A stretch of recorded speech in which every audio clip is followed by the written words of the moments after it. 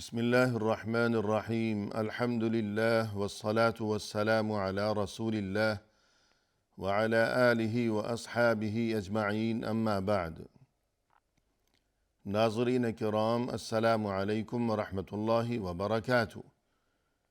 مسلمان کے شب و روز کے عنوان سے اس پروگرام کے ہمراہ ہم آپ کی خدمت میں حاضر ہیں۔ آج کی اس ملاقات میں ہمارا موضوع گفتگو ہے آپس کے تعلقات کو خوشگوار رکھنا، یعنی دین اسلام کی ایک اہم ترین تعلیم یہ ہے کہ تمام مسلمانوں کے لیے ضروری ہے یہ بات کہ وہ ہمیشہ اس بات کی مخلصانہ کوشش کرتے رہا کریں کہ ان میں آپس میں دلوں میں ایک دوسرے کے لیے ہمیشہ عزت و احترام کے جذبات ہوں، اور یہ کہ آپس کے تعلقات ہمیشہ خوشگوار اور مضبوط و مستحکم رہا کریں، تاکہ اس طرح یہ معاشرہ خیر و خوبی کی جانب اور ترقی کی جانب رواں دواں رہ سکے۔ چنانچہ قرآن کریم میں اللہ سبحانہ و تعالی نے ارشاد فرمایا ہے، فرمایا کہ فاتقوا اللہ واصلحوا ذات بینکم، تم اللہ سے ڈرتے رہو ہمیشہ اور اپنے آپس کے تعلقات کو ہمیشہ خوشگوار بنا کر رکھو۔ اور اسی طرح فرمایا قرآن کریم میں، انما المؤمنون اخوة فاصلحوا بین اخویکم واتقوا اللہ لعلکم ترحمون، یقیناً تمام اہل ایمان آپس میں بھائی بھائی ہیں، اس لیے تم اپنے دو بھائیوں کے درمیان ہمیشہ صلح کی کوشش کیا کرو۔ یعنی اگر دو مسلمانوں میں آپس میں کسی بات پر رنجش ہو گئی ہو تو دوسروں کو چاہیے کہ ان میں یہ جو رنجش کا معاملہ ہے اسے ختم کرنے کے لیے اور صلح کرانے کی غرض سے دیگر سبھی لوگ کوشش کیا کریں، تاکہ رنجش اور ناراضگی کا یہ سلسلہ طول نہ پکڑ پائے۔ اور آیت کے آخر میں فرمایا کہ اللہ سے تم ڈرتے رہو ہمیشہ تاکہ تم پر رحم کیا جائے، یعنی اللہ سے ڈرتے رہنے کا حکم دیا گیا ہے، تو پھر جو کوئی اللہ سے ڈرے گا تو پھر اسے اس حکم کی تعمیل کے بارے میں بھی فکر ہونی چاہیے کہ جو حکم اس کے ساتھ ملا کر اسی آیت میں اللہ کی طرف سے ہمیں دیا گیا ہے، یعنی آپس میں ہمیشہ صلح کے ساتھ رہنا، اور یہ کہ آپس کے تعلقات کو ہمیشہ خوشگوار بنا کر یہ زندگی بسر کرتے رہنا۔ اور اسی طرح قرآن کریم میں فرمایا کہ وَالصُّلْحُ خَيْرٌ، صلح ہی بہتر ہے، یعنی زندگی کا کوئی بھی معاملہ ہو، وہ گھریلو زندگی کی بات ہو کہ میاں بیوی کے وہ معاملات، یا گھر میں والدین ہیں اور یہ کہ ان کی اولاد ہے یا بھائی بہن وغیرہ، یا دفتر کے ساتھی ہوں، یا انسان کسی بھی مقام پر ہو اور کسی بھی مرحلے سے وہ گزر رہا ہو، الغرض زندگی کے ہر شعبے میں ہمیں اللہ کی طرف سے یہ نادر اور انتہائی قیمتی ترین سبق سکھا دیا گیا ہے کہ دیکھو وَالصُّلْحُ خَيْرٌ، تمہارے لیے ہمیشہ ہر معاملے میں صلح میں ہی بہتری ہے کہ یہ زندگی صلح و صفائی اور سکون و اطمئنان کے ساتھ بسر ہو جائے، اسی میں تمہارے لیے بہت زیادہ بہتری کا راز پوشیدہ ہے۔ اور فرمایا قرآن کریم میں، لا خیر فی کثیر من نجواہم إلا من أمر بصدقة أو معروف أو إصلاح بين الناس. یہ لوگ آپس میں جو چھپ چھپ کر سرگوشیاں کیا کرتے ہیں تو اکثر ان کی سرگوشیاں اس قسم کی ہوا کرتی ہیں کہ جن میں خیر کا کوئی پہلو نہیں پایا جاتا. ہاں البتہ یہ کہ اگر کسی نے حکم دیا ہو صدقے کا یا کسی بھلائی کا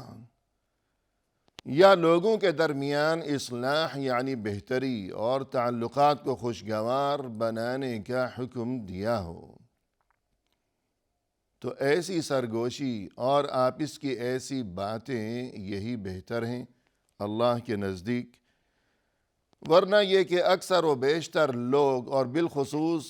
جو منافق قسم کے لوگ ہیں کہ جن کی ایمانی کیفیت کمزور ہے، جن کے ایمان میں مرض ہے، بیمار قسم کا ایمان ہے جن لوگوں کا، تو اکثر صورتحال یہی ہوا کرتی ہے کہ جب یہ لوگوں سے چھپ چھپ کر آپس میں کچھ راز و نیاز اور سرگوشیاں کیا کرتے ہیں تو وہ ضرور کوئی ایسی ہی بات ہوگی کہ جس میں کوئی بہتری نہیں ہوتی. ہاں البتہ یہ کہ اگر کوئی کسی کو ایسی بات کہے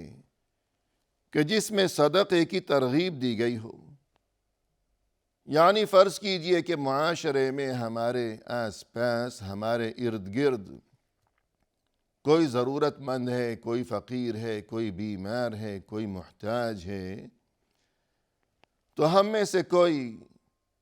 کسی دوسرے کو اس جانب متوجہ کرنے کی غرض سے اور یہ کہ اس کے ساتھ تعاون کیا جائے، اس کی مدد کی جائے، اس کی مشکل دور کرنے کے لیے کوئی فکر و جستجو کی جائے، اگر کوئی اس قسم کی بات کسی کو کہہ رہا ہو او معروف یا کسی بھلائی کا حکم دے رہا ہو کہ بھئی نماز کی پابندی کی جائے اور دیگر جو اسلامی شعائر ہیں، جو عبادات ہیں، ان میں سستی کا مظاہرہ نہ کیا جائے، کوئی اس قسم کی بات ہو، کوئی نصیحت ہو، او اصلاح بین الناس یا کوئی اس قسم کی بات کوئی کہہ رہا ہو کہ جس میں لوگوں میں آپس میں صلح اور یہ کہ رنجشیں دور کرنے کا کوئی سلسلہ ہو کہ دو انسانوں کے درمیان کوئی ناراضگی ہو گئی ہے، رنجش ہو گئی ہے، اب کوئی کسی دوسرے کو اس جانب متوجہ کر رہا ہو کہ ان میں صلح و صفائی کے لیے کوئی انتظام کیا جانا چاہیے، کوئی فکر کی جانی چاہیے، تو اس قسم کی جو گفتگو ہوگی تو یقیناً اللہ کے نزدیک یہ بہت ہی پسندیدہ معاملہ ہو جائے گا. وَمَنْ يَفْعَلْ ذَلِكَ ابْتِغَاءَ مَرْضَاتِ اللَّهِ فَسَوْفَ نُؤْتِيهِ أَجْرًا عَظِيمًا. جو کوئی اللہ کی رضامندی کی خاطر یہ کام کرے گا تو یقیناً ہم اسے اجر عظیم سے نوازیں گے. یعنی ایسی باتیں آپس میں کرنا کہ صدقے کا حکم ہو، اس جانب ترغیب ہو، کسی بھلائی کا حکم دیا جا رہا ہو یا لوگوں میں آپس میں صلح و صفائی کے سلسلے میں کوئی بات چیت کی جا رہی ہو، تو جو کوئی اس قسم کی گفتگو کرے گا تو پھر اللہ کی طرف سے اس کے لیے اجر عظیم کی خوشخبری ہے قرآن کریم کی اس آیت میں. الغرض آپس کے تعلقات کو ہمیشہ خوشگوار رکھنا اور ہر اس چیز سے بچنے کی کوشش کرتے رہنا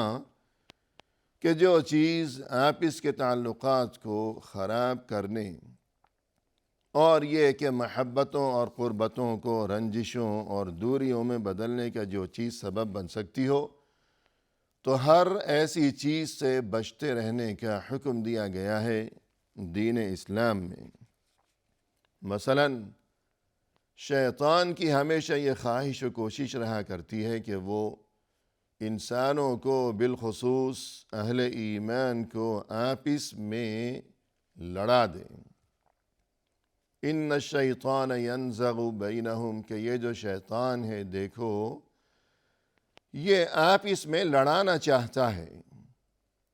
لہذا انسان کو چاہیے کہ وہ شیطان کے شر سے بچنے کی کوشش کیا کرے،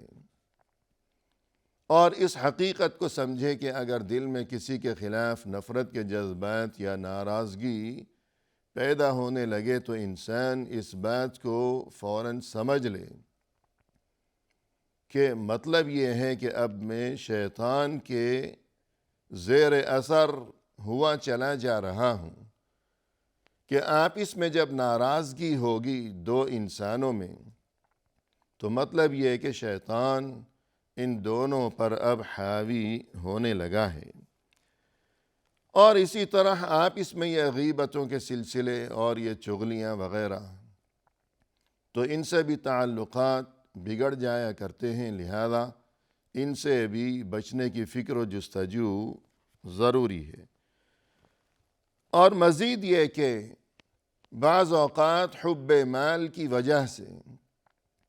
کہ روپے پیسے کی محبت انسان پر اس طرح غالب آ جایا کرتی ہے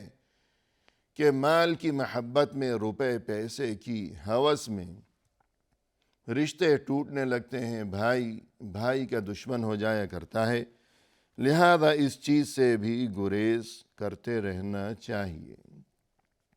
کہ پیسے کی محبت کی بجائے جو آپس کے تعلقات ہیں، آپس میں ایک دوسرے کے لیے دلوں میں عزت و احترام کے جذبات کا پایا جانا، تو یہ چیز زیادہ قیمتی ہے اور یہ زیادہ اہم ہے بنسبت مال و دولت کے۔ اور اسی طرح بعض اوقات آپس میں جو ناراضگیاں اور رنجشیں ہوا کرتی ہیں وہ کسی بدگمانی کی وجہ سے ہوا کرتی ہیں، لہذا بدگمانی بھی بہت خطرناک چیز ہے اور اس سے بچتے رہنا ضروری ہے۔ رسول اللہ صلی اللہ علیہ وسلم نے فرمایا، ایاکم والظن فإن الظن اکذب الحدیث، تم بدگمانی سے ہمیشہ بچتے ہی رہا کرو، کیونکہ یہ جو بدگمانی ہے یہ بہت ہی جھوٹی بات ہے کہ بغیر کسی دلیل کے، بغیر کسی ثبوت کے، بغیر کسی ٹھوس وجہ کے کسی دوسرے کے بارے میں دل میں بدگمانی رکھنا، تو پھر اس کا نتیجہ یہ ہوگا کہ جس چیز کی بنیاد ہی جھوٹ پر ہے کہ محض وسوسہ ہے، بدگمانی ہے، حقیقت تو کچھ بھی نہیں ہے، تو پھر اس کا نتیجہ بھی برا ہی ظاہر ہوگا۔ اور جب بدگمانی ہوتی ہے تو پھر ناراضگیوں کے سلسلے، اور جب ناراضگی ہوگی تو پھر زبان درازیاں ہوں گی، پھر دست درازیاں بھی ہوں گی، حالانکہ اس چیز سے دین اسلام میں نہایت شدت کے ساتھ منع کیا گیا ہے۔ رسول اللہ صلی اللہ علیہ وسلم نے ارشاد فرمایا، کل المسلم علی المسلم حرام دمہ ومالہ وعرضہ، ہر مسلمان کا سبھی کچھ دوسرے ہر مسلمان پر حرام ہے، اس کا خون بھی اور اس کا مال بھی اور اس کی عزت و آبرو بھی۔ اور اسی طرح فرمایا رسول اللہ صلی اللہ علیہ وسلم نے، المسلم من سلم المسلمون من لسانہ و یدہ، کہ حقیقی مسلمان تو وہ ہے کہ باقی تمام مسلمان اس کی زبان اور اس کے ہاتھ کے شر سے سلامت رہا کریں۔ تو یہ ہے مسلمان کی حقیقت کہ کسی کو اس سے کوئی تکلیف نہ پہنچے، نہ اس کے ہاتھ سے نہ اس کی زبان سے، لیکن جب ناراضگیوں کے سلسلے ہوں گے تو پھر وہاں زبان درازی ہوگی اور دست درازی بھی ہوگی۔ اسی طرح فرمایا رسول اللہ صلی اللہ علیہ وسلم نے، بِحَسَبِ امْرِئٍ مِّنَ الشَّرِّ أَن يَحْقِرَ أَخَاهُ، کسی بھی انسان کے لیے برا بننے کے لیے یہ بات بہت کافی ہے کہ وہ اپنے کسی بھائی کو، یعنی مسلمان بھائی کو حقیر سمجھا کرے۔ یعنی اگر کوئی انسان، کوئی مسلمان دوسرے مسلمان کو حقیر اور ذلیل سمجھتا ہو، تو پھر یہ جو دوسرے کو حقیر سمجھ رہا ہے تو یہ بہت ہی برا انسان ہے۔ برا بننے کے لیے یہی بات بہت کافی ہے کہ یہ دوسرے کو حقیر سمجھ رہا ہے، کہ اگرچہ زبان سے یا اپنے ہاتھ سے اس کے خلاف کوئی کارروائی نہیں کر رہا، اسے کوئی نقصان نہیں پہنچا رہا، یا زد و کوب نہیں کر رہا، یا زبان سے اس کے خلاف کوئی باتیں، کوئی چغلیاں نہیں کر رہا، لیکن اگر اپنے دل میں یہ اسے برا سمجھتا ہے، حقیر سمجھتا ہے، تو یہی چیز اس کے برے بننے کے لیے کہ اللہ اور رسول صلی اللہ علیہ وسلم کے نزدیک یہ بہت ہی برا انسان ہے، تو یہی چیز بہت کافی ہے برا بننے کے لیے کہ انسان کسی دوسرے کو حقیر سمجھا کرے۔ تو اس سے یہی بات سمجھ میں آئی کہ آپ اس کے تعلقات ہمیشہ خوشگوار ہی رہنے چاہیے، اور مزید یہ کہ جب آپس کے تعلقات خوشگوار ہونے کی بجائے اگر وہاں رنجشوں کے سلسلے ہوں گے تو پھر یہ کہ رشتوں میں دراڑیں پڑنے لگیں گی،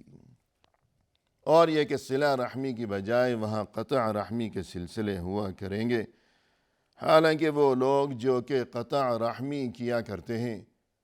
اور آپس کے تعلقات کو جوڑنے کی بجائے جو توڑ دیا کرتے ہیں معمولی باتوں پر، تو ان کے بارے میں قرآن کریم میں فرمایا کہ وَيَقْطَعُونَ مَا أَمَرَ اللَّهُ بِهِ أَن يُوصَلَ، کہ یہ لوگ جو کہ توڑ ڈالتے ہیں ان رشتوں کو کہ جنہیں اللہ نے جوڑ کر رکھنے کا حکم دیا ہے، وَيُفْسِدُونَ فِي الْأَرْضِ، اور یوں ان تعلقات کو خراب کر کے یہ لوگ اللہ کی زمین میں خرابی اور فساد پھیلایا کرتے ہیں۔ أُولَئِكَ لَهُمُ اللَّعْنَةُ وَلَهُمْ سُوءُ الدَّارِ، انہی کے لیے اللہ کی طرف سے لعنت ہے اور یہ کہ ان کے لیے برا انجام ہے۔ تو الغرض آپ اس کے تعلقات کی خوشگواری بہت ہی ضروری ہے، تاکہ اس طرح ہمیں دنیا میں بھی اور پھر آخرت میں بھی انشاءاللہ